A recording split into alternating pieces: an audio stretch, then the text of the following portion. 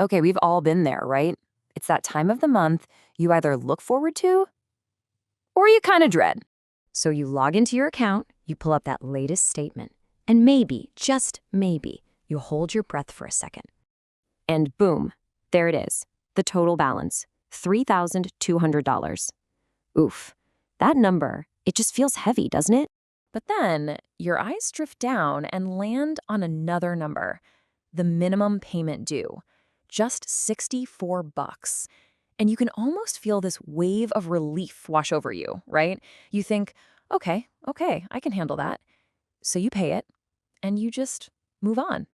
But what if I told you that this tiny, harmless-looking number is actually one of the most effective traps in modern finance? What if the whole system was designed not to help you get out of debt, but to keep you in it? Well, that's what we're talking about today. It's called the minimum payment trap. And you know what? It's built on a really common, really powerful misunderstanding of how debt actually works. You know, most of us see that minimum payment as a kind of safety net, right? It's the backup plan for when money's tight, a way to just stay afloat without totally falling behind. And look, technically, that's not wrong. Paying the minimum does keep your account in good standing. It definitely prevents those annoying late fees, and yeah, it protects your credit score. Well, on the surface, anyway. But that's not the whole picture, not even close. Because here's the real kicker. The thing you have to understand, minimum payments are not designed to help you escape debt. They're designed to maximize the amount of time you stay in debt. And why would they do that? Well, it's pretty simple. Because you being in debt is how they make money. So how does this whole trap actually work? Let's get into it. Let's break down the hidden math behind all this. Okay, so every month you carry a balance, right? You get charged interest. Simple enough. But here's the trick. Your minimum payment is calculated to just cover that interest, plus a teeny tiny fraction of the actual money you owe. That's the principle. So what you're really doing is just paying for the privilege of staying in debt. Okay, let's make this super clear. Imagine you've got a $3,000 balance and your minimum payment is $60. Well, of that $60, guess how much goes to interest? About $50. That leaves only a tiny little sliver, maybe $10, to actually chip away at what you owe. So after a whole month of paying, your debt has barely even moved. Now, just imagine doing that month after month. Not just for a little while, I'm talking for years. At that slow motion pace, and assuming you don't buy anything else, that $3,000 debt could take you more than 20 years to pay off. 20 years! And here's the real punchline. By the time you're finally done, you might have paid more than double what you originally owed in the first place. All because you chose that safe little option they offer you every single month. But listen, this trap isn't just about the numbers. The crazy part is the math only works because of the psychology. So let's talk about what's actually happening inside your brain when you see that minimum payment. Our brains are basically wired to avoid pain right now. Think about it. A $3,000 debt, that feels heavy, stressful. But a $60 payment, whew, that feels light, it feels easy, it feels totally manageable.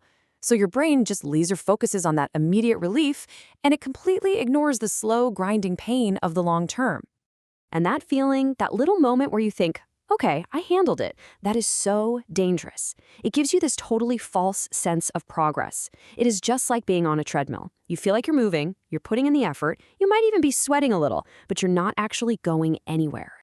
And that mindset, it has a direct effect on what you do next. It just kills any sense of urgency you might have to pay off the debt.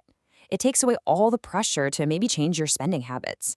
And what's even worse, it can actually encourage more spending. Because if you can afford the minimum, your brain is just whispering in your ear, hey, you're doing fine, no problem. Okay, so now we get it, right? We see how the trap works, both financially and psychologically. But here's the good news. You can absolutely 100% break free. And it all starts with just a few simple but really powerful shifts in how you think about it. All right, let's get into the action plan. Step 1, reframe the minimum. Stop seeing it as a solution. Start seeing it for what it is, a pause button. It's just a way to delay the problem, not solve it. Step 2, pay anything extra you can. Seriously, every single dollar you pay above that minimum is a direct hit on your actual debt. Even an extra $50 a month can literally cut years off your repayment time. Step 3, focus on the total balance. Make that the number that feels real to you, not the tiny minimum payment. This is what creates that urgency you need to really take action. And finally, step 4, choose a strategy and just stick to it. Whether it's paying off your smallest balance first for a quick win or tackling the highest interest debt to save the most money, the best strategy is the one you'll actually do. Look, here's the bottom line. Minimum payments aren't evil. They can be a useful tool if you're in a real emergency. But when paying the minimum becomes your default, your go-to habit, it quietly builds a cage around your financial life. The moment you decide to stop settling for the minimum, that is the exact moment you start taking back control. So, that leaves us with one final, really powerful question to ask yourself the next time you see that bill. When you make that payment, are you paying to escape your debt or are you paying to stay in it? Because, honestly, the answer to that question will probably determine your entire financial future.